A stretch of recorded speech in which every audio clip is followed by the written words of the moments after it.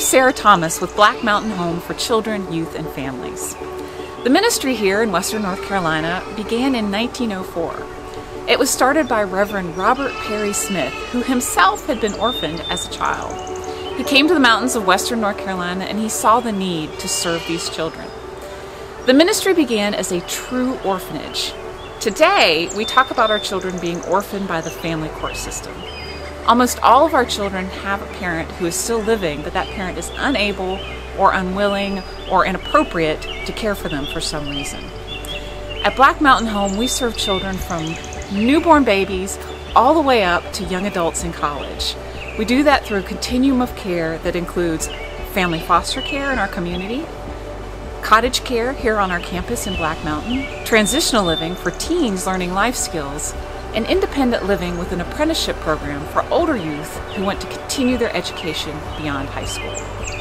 At Black Mountain Home for Children, one of the things that we do is provide a true continuum of care. So we work with foster families and licensed foster families within our community and really wrap supports around them to help them in any way, shape, or form that we can.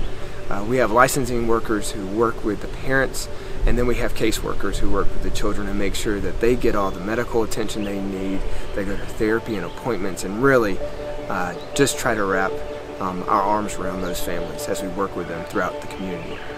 Another part of our program is cottage care. So on our campus we have 4 houses that take care of children from the ages of 6 years old through 18 years old. And we do this in a couple different settings. Parks House is our sibling group house. So we have siblings who live in those houses, or live in Parks House, and really act as a family within that home. We also have Rainbow House. Rainbow House is our house for teenage girls, and then Watkins House is our house for teenage boys. What's great about this setup is we can have younger kids in Parks House, and if they have an older brother or sister, they can live in either Rainbow House or Watkins House. And while they're not in the same home, it's really a family feel around our community. Mountain House is our transitional living program, and it allows youth to really learn how to transition into life. So we teach independent living skills like cooking and cleaning and washing your own clothes, and really preparing them for financial management, money management, and time management, which will help them transition either out on their own or into our independent living program.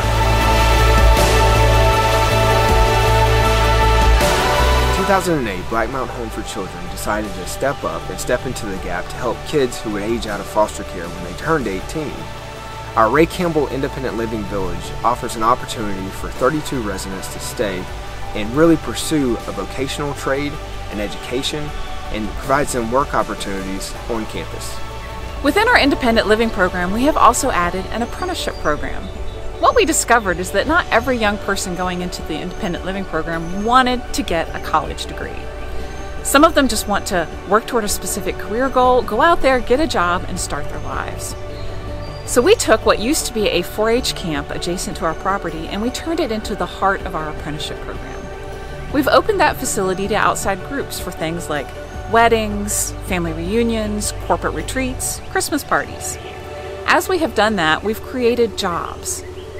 Our 4 training tracks are culinary arts, hospitality housekeeping, maintenance automotive, and outdoor leadership and recreation. As we've opened that facility, we create jobs in all of those training tracks.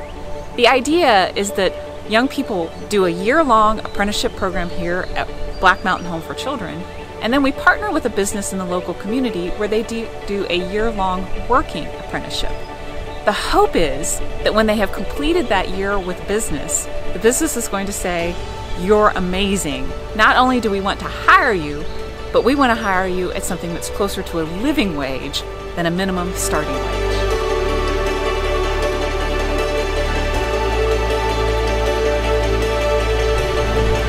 In addition to meeting the basic everyday needs of the children in care, we also offer programs like an education program and a recreation program. The education program is so important.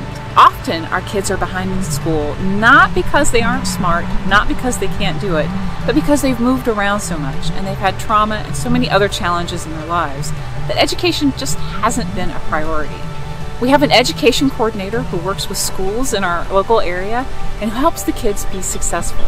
We do educational incentive activities, special trips during the summer, prizes that kids can win for reading during the school year, and do everything we possibly can to help these kids be successful. Our recreation program really helps engage our kids where they are. We find the things that they're excited about, and we keep them busy and active. We have a recreation coordinator who does programs throughout the week. We do amazing summer activities, and we have great retreats throughout the year. Recreation is an important way for our kids to be active, engaged, and learn to interact with one another. One of our primary goals, of course, is to develop a true continuum of care serving children throughout their lifetimes. But it's also really important that we find ways to replace income that we're losing through dwindling government support. We're doing this by developing new revenue streams, by focusing on volunteerism here at the Children's Home, and by focusing on our philanthropic efforts. We've opened the Mountain Home thrift store, Cheryl's Place, along with the 13 Pennies Cafe. These facilities do a couple of things. They give our kids work opportunities. They can be in the retail environment, they can work behind the counter at the cafe. The youth in our culinary arts program are providing the food for the cafe. It also creates new revenue streams for the ministry. As we're selling things, donations through the thrift store, as we're selling food at the cafe, we're not only providing those jobs and hands-on training work experience for the kids, but we're also creating a really great income stream for the ministry. Another way we reduce our need on dwindling government funds is through volunteerism. We have over 2,500 volunteers in an average year here at the Children's Home. They do everything from weeding and mulching to construction projects. We have all sorts of volunteers doing all sorts of projects. Every time a volunteer does a project, we don't have to pay someone to help us do that. We have volunteers who come from about 17 states. We've had volunteers from 4 countries. And if you would like to volunteer, we'd love to talk to you about how you can come make a difference at Black Mountain Home for Children.